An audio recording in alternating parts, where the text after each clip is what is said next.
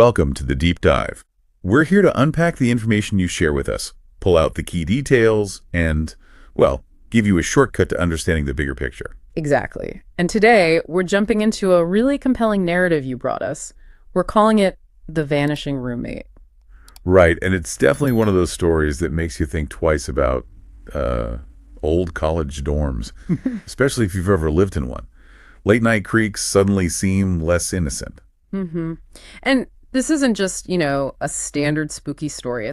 It's got layers, events, clues, bits of history, all woven together. Yeah, looking at it through the lens of your sources, it really makes you question, well, the edges of reality, maybe. That's a good way to put it. So our mission today, we're going to unpack this specific account, really get into it. Go beyond just the surface chills. Look at the evidence as presented. Try to piece together the timeline of all the strange stuff that happened. And explore what this story might be suggesting about the fragility of that veil between worlds, as some people call it. So, yeah. Get ready to maybe look at dorm life a little differently after this. Okay, so let's set the scene. You told us this centers on Alex Thompson, psychology sophomore at Eldridge University, which is apparently up in those misty hills in upstate New York. Right, Alex sounds pretty bookish, maybe a bit introverted. And the roommate, Jordan Hayes, complete opposite. Yeah, outgoing, athletic, seems like a nice guy initially. Yeah. And they're in Hawthorne Hall. Key detail here, old dorm, 1920s, creaky. And surprise, surprise, rumored to be haunted. Sounds like the perfect setup, honestly. No, it really does. And the source material sets up that dynamic perfectly. Alex, the quiet observer, is positioned to notice things. Jordan's outgoing nature helps explain away the weirdness at first. And the dorm itself having that history. It's not just background noise, is it? Not at all. It's foundational. It tells you this place already has stories, maybe a predisposition to the unusual. We see that a lot in other accounts you've shared. Places with history often seem to attract more history. Makes sense. So the first real crack in reality, as you put it, it starts pretty subtly. Mm-hmm. Alex wakes up, it's like 3 a.m., and Jordan is sleep-talking. Not just mumbling, though. Specific creepy stuff. They're coming back. Mentions names, Elias and the Veil. Right. And then the next morning, Jordan just laughs it off. Oh, must have been dreaming about that psych test. Total denial. So what's the read on that? Is he just genuinely clueless, or is part of him already aware? Well, it's a very common reaction, isn't it? Rationalization. We see it all the time in these accounts. People try to fit the uncanny into a normal box. Especially if it involves them directly. Exactly. So Jordan's dismissal is key. It plants that seed of doubt for Alex, but also kind of forces Alex into the investigator role because Jordan's just ignoring it. And it definitely didn't stop with the sleep talking. The story escalates. We start getting physical stuff. Yeah, like the cold spots, just these waves of icy air sweeping through the room, even with the windows shut tight. Not just a draft. It's localized, intense. How does that kind of physical thing build the tension? Moves it beyond just a bad dream. Absolutely. Because now the environment itself is acting strangely. Sleep talking, you can explain that away. But a sudden temperature drop with no source, much harder. It feels like something external. Precisely. It's that tangible intrusion. It shifts the narrative from just psychological unease towards something genuinely paranormal. Your sources often highlight these environmental shifts as like a key signpost. Then comes the symbol. Alex finds this weird marking, a circle with intersecting lines, scratched right into Jordan's wooden bed frame. And Jordan's reaction tells you everything you need to know. Totally. Goes pale, gets evasive, just says, oh, I was just doodling. But Alice gets that feeling, that pit in the stomach. And it doesn't end there. The scratching sounds. Ugh, yeah. Soft scratching from under Jordan's bed at night. And Alex tries to check with a phone light. And catches just a glimpse of something, right? A shadow shift, just out of sight. Yeah. Super unsettling. This whole sequence really cranks up the fear factor. The symbol, especially knowing what comes later, feels deliberate. Jordan knows something. It points to him being involved somehow, not just a victim. Right. And the scratching, the shadow, it's not just the environment anymore. It's a presence. Active, maybe watching, testing the boundaries. And that presence makes its move. The actual disappearance happens on a Thursday night. Alex gets back to the dorm around 10 p.m. Room's empty. But not completely empty, right? Jordan's backpack is gone. Backpack gone, yeah, but his laptop, other stuff, still there. Which is weird. It is weird. Texts go unanswered. Calls go straight to voicemail after 2 a.m. Boof. vanished. The suddenness is key. It's not like he packed up and left. It feels abrupt, wrong. And that detail about the backpack versus the laptop, it almost suggests he thought he was just stepping out for a bit, like he was lured away, maybe. Which be, it definitely doesn't line up with the official explanation that comes next. Ah, yes, the official response. The RA files a report, campus security does a quick look around. And the police basically dismiss it on the case. The officer even says something like, college kids flake out all the time. Which is unfortunately a common theme in these kinds of narratives, isn't it? The system often misses things that don't fit the standard procedure. It really highlights the problem. How many real mysteries get overlooked because they sound too strange for the official report? Exactly. And you have Alex, who knows Jordan, knows his commitments, midterms, job, friends, knows he wouldn't just leave. That conviction forces Alex to become the investigator. The system failed, so Alex has to find the answers. Driven by that personal connection and that gut feeling that something is seriously wrong. And Alex's investigation, well, it goes digital first, guesses Jordan's laptop password, finds the browser history wiped clean. Very suspicious. Covering tracks. But in the downloads folder, PDFs, old occult books. Bingo. Titles like The Veil Between Worlds, Summoning Rituals of the Forgotten. This is the turning point, isn't it? Absolutely. No more ambiguity. It confirms Alex's worst fears and shifts this whole thing firmly into the supernatural realm. It shows Jordan wasn't just experiencing weird stuff. He was actively researching it, maybe even participating. That youthful curiosity crossing a dangerous line. And it gets deeper. Among those downloads, Alex finds a scanned page from an old journal, like 19th century old. And what does it describe? Entities that slip through cracks in reality, feeding on the living. And the real kicker, it mentions vanishings in Hawthorne Hall specifically, going back to the 1920s. Wow. So this isn't new. It's a pattern tied to that specific building. Yeah. Suddenly, this isn't just about Jordan. It's about the place itself. That historical context is terrifying. It validates everything Alex has been feeling and suggests this dorm might be one of those thin places we hear about in folklore. A weak spot in the veil. And the entity, or whatever it is, has done this before, in that same building. And then comes a message. Oh, man. On Jordan's full-length mirror, etched faintly in the fog. He's with us now. Correct. Possessive. Chilling confirmation. No more doubt about where Jordan is, or rather what he's with. And after that, the activity in the room just explodes. Yeah. Footsteps, objects moving, a book falling off a shelf, Jordan's empty bed creaking by itself. And the whispers come back. Yeah. But different this time. Deeper, guttural. And targeting Alex directly.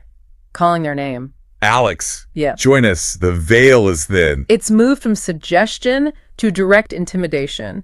It's not just haunting the room anymore. It's focusing on Alex, issuing an invitation or maybe a demand. A psychological assault, trying to break Alex down. Exactly. Pull them into whatever happened to Jordan. So Alex, totally freaked out, confides in a friend, Mia, from psychology class. Good move. And Mia actually finds something useful. Yeah, digs around online, finds an old forum post about Eldridge University hauntings. And this is where it connects. Don't tell me. The legend of Elias Crow, student who vanished from Hawthorne Hall back in 1923. And there are details. Roommates reported cold spots, strange symbols, whispers. Sound familiar? Unmistakably. It's the same pattern, the same phenomena Alex is experiencing right now. It's not random. It links the present directly to this historical disappearance. Mia's research is the key that unlocks that connection. Suggests it's the same entity, maybe. Yeah. Or the same situation repeating itself. And the legend gives a potential why. Elias was supposedly experimenting with the occult, trying to contact the dead. And he opened a portal or something? That's the story. And here's the kicker. Remember Jordan sleep talking? He mentioned Elias. Exactly. Suddenly that makes horrifying sense. Well, so Jordan was either consciously trying to replicate what Elias did, or he was somehow influenced by that same history, that same entity. Maybe Elias never really left, in a sense. Or the portal he opened never fully closed. It provides that framework, that explanation for the vanishing, not running away, but crossing over somehow. Which leads us to the climax. Things get intensely personal for Alex. They find a Polaroid photo under their pillow. Wasn't there before. And the photo shows Jordan in their room, smiling, but in the mirror behind him. Oh, no. A tall, shadowy figure. Elongated limbs. Eyes like glowing embers. A direct visual manifestation. Proof. Inarguable. And utterly terrifying. The reflection detail is especially creepy, like it exists just outside our normal perception, only visible indirectly. It confirms the entity's presence, its connection to Jordan, and now its focus on Alex leaves no room for doubt. And then all hell breaks loose. Alex tries to barricade the door, but it's pointless. Lights flicker, temperature drops again so cold Alex can see their breath. And the voices, not just whispers now, a chorus surrounding Alex. Saying what? The vanishing. It's your turn. Cross the veil. It's the final push. The entity is trying to take Alex, just like Jordan. Alex makes a desperate call to Mia. The line goes crackly, static. And it's not Mia's voice that answers? Nope. Some chilling voice just says, no escape. Oh! Then the mirror fogs up again, this time with the words, look behind you. And Alex feels A cold, clammy hand on their shoulder. okay, nope, that's pure nightmare fuel. And it gets weirder. Alex looks out the door and the hallway outside. It's stretching, warping, like reality itself is breaking down. This is the full-on assault. Sensory overload sounds, temperature, touch, even spatial reality is bending. The entity is showing its power, blurring that line between worlds. Alex is caught right in the middle of it. Seems hopeless. But then Alex remembers something from those occult PDFs. Yeah, instructions. Close the portal. Destroy the anchor. The anchor, the symbol on the bed frame. Exactly. Alex grabs a marker, scrambles over, and just scribbles all over it. Defaces the symbol. A total act of desperation. And does it work? The reaction is instant and violent. A howl echoes through the building. Ween suddenly whips papers around the room into a vortex. Whoa. Then the lights surge back to normal. The intense cold just vanishes. Silence. So destroying the symbol, the anchor, actually did something. It disrupted the entity's hold. Seems like it. It highlights that maybe these things operate under certain rules, even if we don't understand them. Destroying that physical link broke the connection, at least for that moment. A critical weakness exploited in a moment of terror. Okay, so what happens next? The resolution. Well, it's unsettling. The next day, campus security finds Jordan. Where? In the woods, behind the dorm. Alive, but totally disoriented. No memory of the days he was missing. He's back. But is he? Okay. Physically, maybe. But the description Alex gives, his eyes are different. Hollow. Hollow, that's a word that carries weight. We hear similar descriptions in other accounts of people returning from elsewhere. It suggests something fundamental changed. He came back, but maybe not all of them, or maybe something else came back with him. Was he rescued or just returned as something else? A vessel changed. It's a deeply disturbing implication. And then comes the final, truly chilling moment.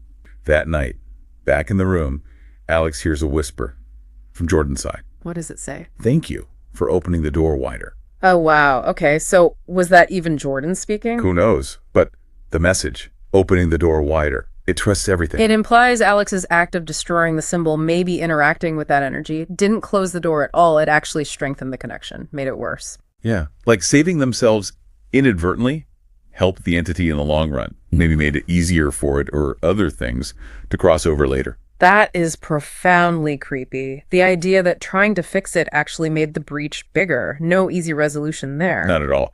Alex, quite understandably, transfers out the next semester. Gets away from Hawthorne Hall. But does the feeling go away? Apparently not. The story ends with Alex still hearing whispers and dreams. A reminder that, quote, some doors, once cracked, can never fully close. It becomes an internal haunting then, not tied to the place anymore, but to the person, the experience. Yeah, it suggests that once you've brushed up against that other side, it leaves a permanent mark.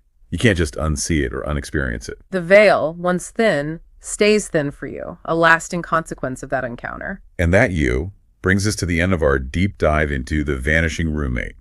Started with weird roommate behavior, ended in a full-blown supernatural showdown. We've traced the clues, the escalation, Alex's investigation, and that terrifying climax and, well, ambiguous resolution.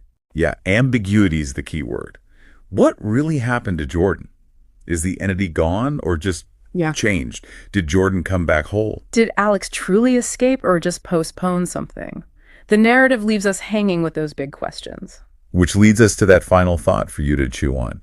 When we, consciously or accidentally open ourselves up to the unseen, Do we actually control what comes through? And what are the ripples? Not just for the person who vanishes, but for the ones left behind, the ones like Alex who have to carry that memory, that cracked door. Definitely something to think about.